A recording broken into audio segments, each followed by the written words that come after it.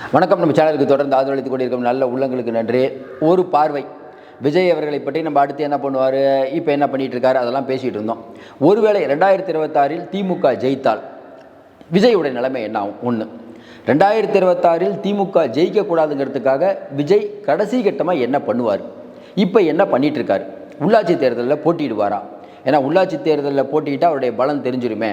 கொஞ்சம் இடத்துலையாவது போட்டியிட சொல்லுங்கள், ஏன்னா கட்சி ஆரம்பிச்சிட்டிங்க, அப்போ போட்டியிடணும் அப்படிங்கிற அழுத்தம் வரும். கட்டமைப்பு இல்லாத விஜய் அதில் போட்டியிட வைத்து திமுக என்னென்ன பண்ணுவாங்கலாம் தெரியும். அதெல்லாம் பண்ணி ஜெயிச்சுட்டு பாருங்கள் விஜய்க்கு ஒன்றுமே இல்லை அப்படின்னு நிரூபிக்க கண்டிப்பாக திமுக ட்ரை பண்ணும். அதில் மாற்று கருத்தெல்லாம் இல்லை. இப்படிப்பட்ட சூழ்நிலையில் விஜய்யுடைய என்னவாக இருக்கும்?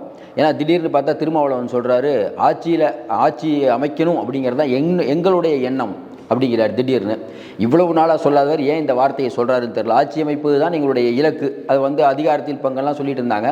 அதிகாரத்தில் பங்குங்கிறத தாண்டி ஆட்சி அமைக்கிறதே எங்களுடைய இலக்கு அப்படிங்கிறாரு. அப்போ ஆதவர்ஜுனாவை கட்சி விட்டு எடுக்கிறதுல திருமாவளவனுக்கு என்ன பிரச்சனை? ஏற்கனவே பெரிய அளவுக்கு பணம் திமுகவில் கொடுத்த ஆதவர்ஜுனா இன்றைக்கி விடுதலை சிறுத்தைகளுக்கு ஒரு பெரிய மணி பேக் எல்லா இடத்துலையுமே பணம் படைத்தவர்கள் இருக்கிறது கட்சிக்கு நல்லதுன்னா செலவு பண்ணுவாங்க. அப்போ திருமாவளவன் ஆதவர்ஜுனாவை இழந்தால் அதற்கு என்ன விலை கொடுக்க வேண்டியிருக்கும்? ஒருவேளை இவர் விஜய் கட்சியில் சேர்ந்தால் அது விஜய்க்கு எந்த அளவுக்கு பலத்தை கொடுக்கும் அப்படிங்கிறது தான் பார்க்க போகிறோம். முதல்ல ஃப்ராங்காக ஃபஸ்ட்டு எடுத்தோடனே ஒரு விஷயங்க, இன்றைக்கி இருக்கக்கூடிய சூழ்நிலையில் விஜய் எல்லாருக்கும் பயப்படுறது என்ன? ஏன்னாங்க பெரும் பணத்தை விடுற தொழிலை விட்டு வராரு. ஒருவேளை இந்த அரசியலை தோற்று போயிட்டால் மறுபடியும் போக முடியாது சினிமாவுக்கு. ஏன்னா இன்றைக்கி திமுக தான் எல்லா இடத்துலையும். திமுகவுடைய உங்களுக்கு தெரியும் யார் இன்றைக்கி சினிமா உலகை கட்டி ஆள்றான்னு எல்லாத்துக்கும் தெரியும். எந்த படம் வரணும், எந்த படம் வரக்கூடாது, எத்தனை தியேட்டர் போகணுங்கிறத யார் கட்டுப்படுத்தி வைத்திருக்கிறார்கள். கடந்த காலத்தில் என்ன நடந்தது, ஜெயலலிதா அம்மா காலத்தில் என்ன நடந்தது, இது எல்லாருக்கும் தெரியும். ஜெயலலிதா அம்மா காலத்தில் இந்த அளவுக்கு உதயநிதி அவர்கள் படத்தை தயாரித்தாருன்னா இல்லை. அதற்கு பிறகு திமுக ஆட்சி வந்த பிறகு நிறையா படம் தயாரிச்சிட்டு இருந்தார். அதற்கு பிறகு தயாரிப்புலேருந்து நான் விலகிறேன், நடிக்கிறதுலேருந்து விலகிறேன், ஏன்னா அரசியல்வாதி ஆகிட்டேன், விலகிட்டார். ஆனால் விலகுனதுக்கு பிறகும் அவர் பேரில் அவருக்கு வேண்டியப்பட்ட சில நிறுவனங்கள், ஏன்னா எப்பயுமேங்க இதை என்னென்னா இது ஆதாரமாக அவர் பேர்லையா நடத்துகிறாரு அப்படின்னு சொன்னால் கூட எல்லாருக்கும் தெரியுதில்லை. பொதுவாக அவங்களுக்கு வேண்டிப்பட்டது தாங்க, ஆனால் அவர் நடத்த மாட்டார். சட்டத்தின் பார்வையில் இப்போ ரிட்டனில் அவர் இருக்காது, பட் அவருக்கு வேண்டிப்பட்டவங்க நடத்துவாங்க. அப்படிப்பட்ட சூழ்நிலையில் இன்றைக்கி விஜயுடைய திரை வாழ்க்கைக்கு ஒரு பெரிய ஒரு அச்சுறுத்தலாக இருக்கும். அடுத்து திமுக 2026 வந்துருச்சுன்னா, 2026 திமுக வரக்கூடாது அப்படின்னா விஜய் என்ன பண்ணணும்? விஜய், சீமான், எடப்பாடி பழனிசாமி, அதுக்கப்புறம் பார்த்திங்கன்னா பிஜேபி, இப்படி ஒரு அணி பாட்டாளி மக்கள் கட்சி என்ன பண்ண போகிறாங்கன்னு தெரில. இப்படி ஒரு 4-5 அணிகளாக பிரிஞ்சு நின்னா சின்ன குழந்தை கூட சொல்லும் திமுக ஜெயிச்சிருங்க, வாக்குகள் பிரிஞ்சால் அது திமுக ஜெயிக்கும். மக்கள் என்ன யோசிப்பாங்க? திமுகவை வலுவாக எதிர்க்கக்கூடியவர்கள் யார்? இன்னும் கட்டமைப்பை விஜய் மேம்படுத்தலை. கட்டமைப்பை மேம்படுத்தின பிறகு இன்னும் இதை பற்றி நம்ம பேசலாம். ஆனால் இப்போது இருக்கக்கூடிய சூழ்நிலையில் அதிமுக, விஜய், திமுக இந்த மாதிரி இப்படியே கூட்டணி இருந்தால் திமுக அல்வா சாப்பிட்ற மாதிரி ஜெயிச்சிருங்க. ஒரு காலத்தில் விஜயகாந்த் அவர்கள் வரும்போது ஜெயலலிதாவும் வேணாம், கலைஞரும் வேணான்னாங்க. அதே விஜயகாந்த் கடைசியாக ஜெயலலிதாவோட கூட்டணி போனார், மக்கள் வாக்களிக்காமல் விட்டுட்டாங்களா? சில பேர் இங்கே கேட்குறாங்கல்ல, அது எப்படிங்க ஸ்டாலின் அவர்களை ஊழல் கட்சின்ட்டிங்க, எடப்பாடி பழனிசாமி மட்டும் நல்லவரா? விஜய் எடப்பாடி பழனிசாமியோட கூட்டணி வச்சா மக்கள் என்ன கேட்பாங்க? என்னப்பா திமுக ஊழல் கட்சிங்கிற, அதிமுக மட்டும் சரியான்னு கேட்பாங்க அப்படின்னு கேட்குறாங்க. நம்ம அப்படி நினைக்கல. மக்கள் வருடம் திமுக ஊழல் கட்சி, அதிமுக ஊழல் கட்சி தான் மக்களுக்கு தெரியுமே. அப்புறம் இதுக்கு மாறி மாறி 2 பேருக்கு வாக்களிக்கிறாங்க. ஸ்டாலின் அவர்களோ எடப்பாடி பழனிசாமி அவர்களோ கட்சியில் ஊழல் மிகுந்தவர்கள் இல்லைங்கிறது மக்கள் ஒத்துக்கிறாங்களா? மக்களுக்கு தெரியாமையாக இருக்காங்க. மக்கள் என்ன நினைக்கிறாங்க? இவங்களுக்கு மாற்றி இவங்கப்பா வேறு ஆல்டர்னேட்டிவ் இல்லைப்பா. பிஜேபி மதவாத கட்சி. அப்போ தமிழ்நாட்டில் யாராவது ஒருத்தர் புதுசாக வந்தாங்கன்னா, இப்போ விஜயிலேருந்து அவர்களுக்கு இருக்கக்கூடிய ஒரு சங்கடம் என்னென்னா, இவங்க அந்த அளவுக்கு வாக்கு சதவீதத்தை பிடிச்சி திமுக வீழ்த்துவாங்கங்கிற மனநிலைக்கு மக்கள் வரணும். அது எப்போ வரும்? மக்களுக்கு ஒரு பெரிய புரட்சி வரணும். எங்கே பார்த்தாலும் திமுகவுக்கு எதிரான ஒரு மனநிலை வரணும். அது இப்போ இருக்கான்னா மெல்ல மெல்ல வளர்ந்துட்டு இருக்குது. அந்த அளவுக்கு இப்போ இல்லை. பெருசாக திமுக வரவே கூடாதுன்னு வேகமாக போய் ஓட்டு போடுற நிலைமையில் மக்கள் இல்லை. ஆனால் தொடர்ந்து திமுகவை பற்றி அந்த அன்பாப்புலர் இருப்பாங்களா, அது மாதிரி பேசி விஜய் சொல்கிறாருல, 200ங்கிறீங்க மைனஸ் ஆகும், இன்னும் குறிப்பாக சொல்லணுன்னா இந்த திராவிட மாடல் ஆட்சி உடைக்கப்படும், நீங்கள் வர தேர்தலில் பாருங்கள் எந்த கதியாக போகிறீங்க அப்படின்னு எடப்பாடி பழனிசாமி சொல்கிறது. இப்படி நிறைய பேர் சொல்கிறத வச்சு பார்க்கும்போது திமுக அப்படிங்கிற இந்த 200 இலக்கு யாருமே இல்லாத தனிக்காட்டு ராஜாவாக திமுக இருக்கிறதுக்கும் இன்றைக்கி விஜய் வந்து பேசுகிறதுக்கும் நிறைய வித்தியாசம் இருக்குது. மக்களுக்கு ஒரு நம்பிக்கை, இவங்கெல்லாம் ஒன்று சேருவாங்களோ, திமுகவை வீழ்த்துறதுக்கு எடப்பாடி மட்டும் சரியான ஆள் இல்லை அப்படிங்கிறது மக்களுடைய எண்ணம். எடப்பாடி பழனிசாமி இருக்காருப்பா, பட் அவங்க கட்சியை 4-5 உடஞ்சிருக்குது, அவங்க சரியாக வரமாட்டாங்க. அப்போ யார் பெரிய கிரௌடை வைச்சிருக்கக்கூடிய விஜய் வரும்போது அது இன்னும் அவர்களுக்கு நம்பிக்கை கொடுக்கும். மக்களுக்கு பரவாயில்லப்பா, எல்லாம் ஒன்று சேர்ந்துட்டாங்கப்பா. எப்பயுமே அரசியலில் இவங்கெல்லாம் சேர்ந்து ஜெயிச்சிருவாங்க அப்படிங்கிற மனநிலை மக்களுக்கு வரணும். அந்த மனநிலை வந்தால் கண்டிப்பாக திமுகவுக்கு சிக்கல். அந்த மனநிலை எப்போ வரும்? இப்படியே விஜய் பார்த்துட்ருக்காருன்னு வச்சுக்கோங்க. இப்போ விஜயா நம்ம இருந்தால் என்ன யோசிப்போம், திமுக வேறு திட்டோம், அடுத்து வேறு படம் வருது, அது கூட பிரச்சனை பண்ண மாட்டாங்க. ஆனால் 2026 வந்தால் நம்மளை வீட்டோட உட்காரச்சிருவாங்க. அப்போ நம்ம என்ன பண்ணணும்? கட்சி நம்மளுக்கு இருக்கணும், நம்மளுடைய கட்சி இருக்கணும், நம்ம புகழ் வெளிச்சத்திலேயே இருக்கணும், மக்களுக்கு ஏதாவது நல்லது பண்ணணும், கட்சி கரையக்கூடாது. அப்படின்னா நம்ம இப்போதைய நிலவரம் விஜயகாந்த் 2வது தடவை பண்ண முயற்சியை முதல்ல எடுத்துருவோம். இன்றைக்கி இருக்கக்கூடிய நிலைமையில் அதிமுகவுடைய கூட்டணி வச்சுருவோம். அதை மக்கள் ஏற்றுக்குவாங்களா இல்லையாங்கிறத ஏற்கனவே சொல்லிட்டோம். விஜயகாந்த் வைக்கும்போது ஏற்றுக்கிட்டாங்க. மக்கள்கிட்ட என்ன, இப்போதைய எங்களுடைய இலக்கு திராவிட மாடல் ஆட்சியை வீழ்த்த வேண்டும், அது ஒன்று தான் இலக்கு, அதில் நாங்கள் ரொம்ப தெளிவாக இருக்கோம் அப்படிங்கிற ஒரு கோஷத்தோட அவர் ஏன் அதிமுகவோட கூட்டணி வைக்க மாட்டார்? தொடர்ந்து நம்ம சொல்கிறோம், அதிமுகவுடன் இப்போதைக்கு வரக்கூடிய செய்திகள்லாம் யூகங்கள்ங்கிறது சரியான நடவடிக்கை. இப்போ எடுத்தவொன்னு அதிமுகவோட கூட்டணின்னு சொல்ல மாட்டாங்க, கட்டமைப்பை பலப்படுத்தணும், இப்படியே தான் பேசிகிட்டு இருப்பாங்க. தேர்தல் வரும்போது கண்ணிமிக்கும் நேரத்தில் எல்லாம் மாறும். இப்போ என்ன நடக்குது? கொஞ்ச நாள் பாருங்கள், விசிக திமுகவோட போயிடும், கண்டிப்பாக இருக்கும்னு எத்தனை மக்கள் நம்புகிறாங்கன்னு நினைக்கிறீங்க? போனாலும் போயிடும் போலக்குதுங்க. ஏன்னா அடிக்கடி இவர் மாற்றி பேசுகிறாரு. ஆதவ அர்ஜுனாவை பேச வைக்கிறதே திருமாவா, இப்படி தானே பேச்சு போயிட்டு இருக்குது. ஆதவ அர்ஜுனா இவ்வளவு வெளிப்படையாக இந்த அளவுக்கு இந்த பிரச்சனையை முற்றியதுக்கு காரணம் யார்? திருமாவர்கள் தான். திருமாவர்கள் கட்சியில் இருக்கவங்க என்ன யோசிப்பாங்க? அதிகாரத்துக்கு வர வேண்டும், நம்ம தான் பெரிய லெவலுக்கு வரணும் அப்படின்னு ஆதவ அர்ஜுனா சொல்கிறது சரியான பாயிண்ட்டு தானே. இன்றைக்கி திருமா சொல்கிறாரு, அதெல்லாம் சரிதான். ஆனால் கூட்டணியில் இருந்துக்கிட்டு இவர் சொல்லக்கூடாதுங்கிறார். நம்ம என்ன கேட்குறோம்? கூட்டணியில் இருந்துக்கிட்டு வரக்கூடிய தேர்தலில் திமுகட்ட நாங்கள் அதிக இடம் கேட்கலான் இருக்கோம், அது கூட சொல்லக்கூடாதா? அதையும் சொல்லக்கூடாதுன்னு திருமா நினச்சாருன்னா இப்படியே இருக்கணும்னு திருமா முடிவு பண்ணிட்டாரா? அப்படி தானே என்ன தோணுது? ஒரு கட்சி வளருதாங்க பார்க்கும். இப்போ காங்கிரஸ் கேட்குறாங்களே, இப்போ இருக்க சீட்டில் அங்கே இல்லைங்க, அதிகமாக கேட்போம், பேச ஆரம்பிச்சிட்டாங்களா இல்லையா? கார்த்திக் சிதம்பரம் பேசுகிறாரு, செல்வ பேசுகிறாரு, அதுதானே ஒரு கட்சியை அடுத்த லெவலுக்கு கொண்டு போவோம். அப்போ ஒரு விடுதலை சிறுத்தைகளுடைய தொண்டர் எப்படி எதிர்பார்ப்பாங்க? நம்ம கட்சியில் 4 எம்எல்ஏக்கள் இருக்கக்கூடாது, 40 எம்எல்ஏக்கள் இருக்கும், அப்படி தானே எதிர்பார்ப்பாங்க. ஆனால் திரும்ப அவர்களுடைய கட்சியில் இருக்கவங்க பேசுகிறதெல்லாம் பாருங்கள். நீங்கள் வன்னியரசு அவர்களாகட்டும், சாணவாசி எல்லோரும் பார்த்தீங்கன்னா, இல்லை திமுக எங்களுக்கு சூப்பர் கட்சி, திமுகவுடைய கொள்கை பரப்பு செயலாளராக பேசக்கூடிய வார்த்தைகள்லாம் திரும்ப கூட இருக்கவங்க பேசுவாங்க.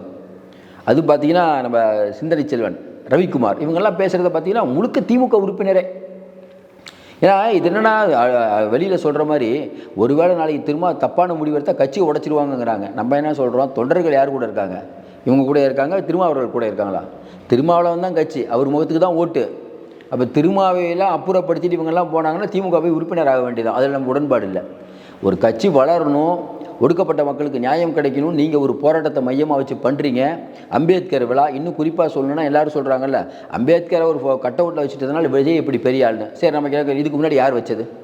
அவர் அம்பேத்கரை ஒன்றும் தெரிலன்னு வச்சுக்கோங்களேன். அம்பேத்கரே தெரிலப்பா. இப்போ தமிழ்நாட்டு மக்களுக்கு ஓட்டு போடும்போது அம்பேத்கரை பற்றி படித்திருக்க வேண்டும், பெரியாரை பற்றி படித்திருக்க வேண்டும், அண்ணாவை பற்றி படித்திருக்க வேண்டும், இதெல்லாம் படிச்சுட்டு வாங்க ஓட்டு போகிறேன்னு சொல்லுவாங்களா? அண்ணாமலை தான் புரியாமல் போய் வெளிநாட்டில் படிச்சுட்டு வர்றாரு. வெளிநாட்டில் படித்தா தான் மக்கள் ஓட்டு போடுவாங்களா? கொஞ்சம் யோசனை பாருங்கள். இப்போ தான் அரசியலுக்கு வந்திருக்காரு, அரசியல் படிச்சுட்டு இருக்கேன்னு வேறு சொல்லிட்டாரு. திரும்ப இவர் கேட்குறாருல சீமானு, நான்லாம் எல்லா இடத்துலையும் பிஹெச்டி வாங்கிட்டேன், இது பெரியாரை பற்றி அம்பேத்கரை பற்றி பிஹெச்டி வாங்கிட்டாரான்.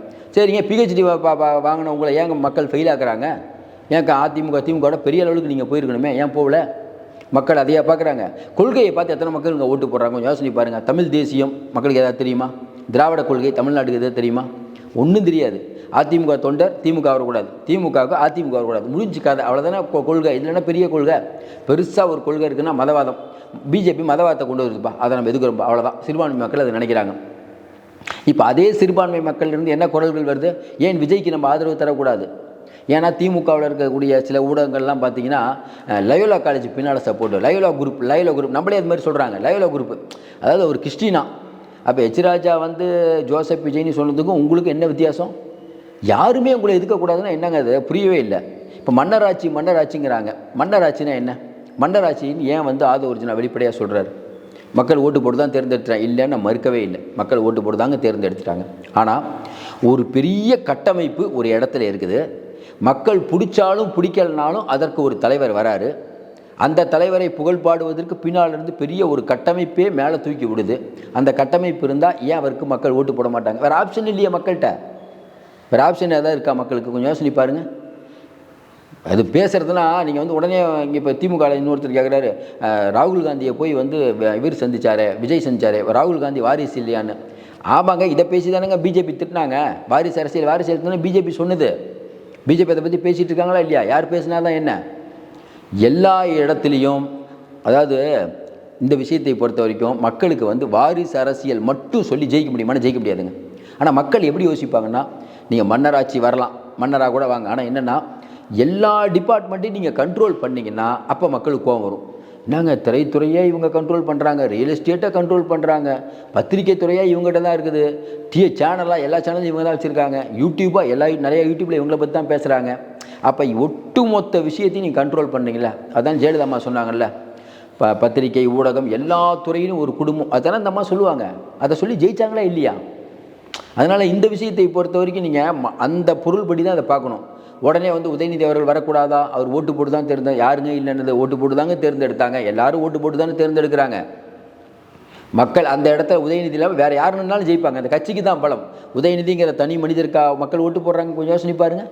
அதனால் இந்த விஷயத்தை பொறுத்த ஏற்புடையதான பேச்சா இல்லை, அவருடைய செயல்பாடுகளை நம்ம பார்க்கணும். உதயநிதி அவர்கள் செயல்பாடு, ஸ்டாலின் உள்ள செயல்பாடு, இதான் பார்க்கணும். விஜய் அவர்களுக்கு கடைசியாக இருக்க ஆப்ஷன் என்ன? தனிச்சு நின்று காணாமல் போக வேண்டியதா, இல்லை கூட்டணி வச்சு ஜெயிக்கிறதா? இதை விஜய் எந்த முடிவு எடுப்பார்? இன்றைக்கி இருக்கக்கூடிய சூழ்நிலையில் வரும்போதே வந்து கூட்டணி ஆச்சுன்னு சொல்லியாச்சு.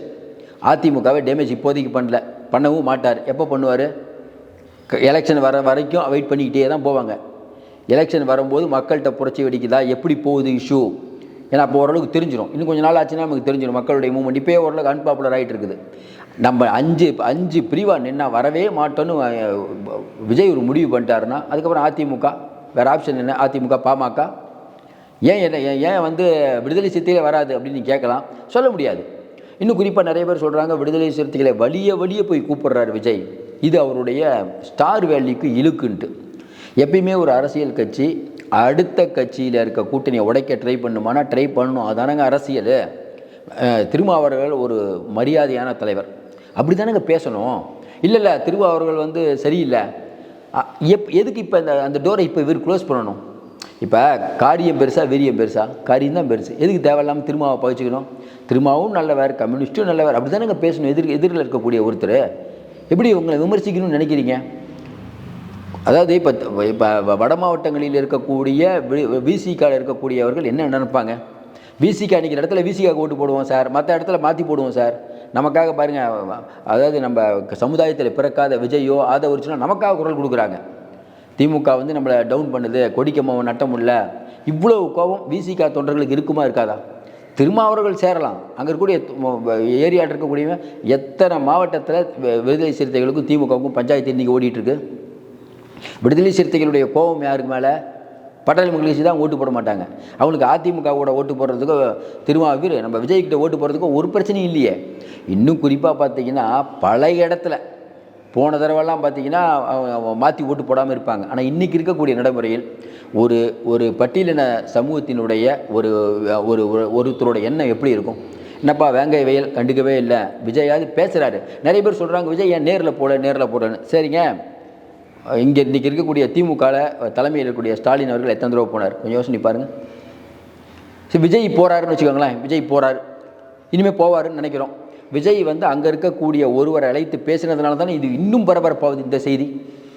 அதனால் தொடர்ந்து நம்ம சொல்கிற மாதிரி எல்லாத்துக்கும் அவர் போலியேன்னா நீங்கள் என்ன பண்ணீங்கன்னு முதல்ல சொல்லுங்கள். அவர் இப்போ தானே ஃபஸ்ட்டு ஒருத்தர் வராரு, வந்த உடனே விஜய் அவர்கள் பிஜேபியுடைய பி டீம் திரும்ப வெளியே கூப்பிட்றாரு, அரசியல் தற்குறி. அதாவது ஒருத்தர் வந்த உடனே இவ்வளவு எதிர்க்கிறதுக்கு இல்லையே ஏன்? அப்போ ஏன் இவ்வளோ ஒரு ஆள் வரும்போது ஆரோக்கியமாக ரைட்டுங்க அவர் கருத்து சொல்கிறாங்க சொல்லிட்டு போருங்க, எங்களுக்கு அது உடன்பாடு இல்லைங்க, ஏதோ ஒன்று சொல்லணும். அதை விட்டுட்டு ஒரு கட்சியை இந்த அளவுக்கு நீங்கள் வந்து தாவாக்காவை இந்த அளவுக்கு பெரிய அலைக்கு விட்டது திமுக தான். அது அமைதியாக இருந்தால் கூட பிரச்சனை இல்லை, அதை பெருசாக்கி நீங்கள் உச்சத்தில் கொண்டு வந்துட்டீங்க. இன்றைக்கி என்ன நிலவரம்? அடுத்து விஜய் என்ன பேச போகிறார்? மாநாடு போட போகிறாரா, நடைப்பயணம் போக போகிறார்? இதை பற்றியான செய்திகள். ஒரு க்ரௌடு புல்லிங் இருக்குதுங்க. இதை வைத்து முதலமைச்சராக முடியாதுங்கிறது விஜய்க்கும் தெரியுங்க. ஒரு அவ்வளோ ஒன்றும் குழந்தெல்லாம் இல்லை, அவர் அரசியல் தெரியாமல் எடுத்துக்கல, எல்லாத்தையும் தெரிஞ்சு தான் வந்திருக்காரு.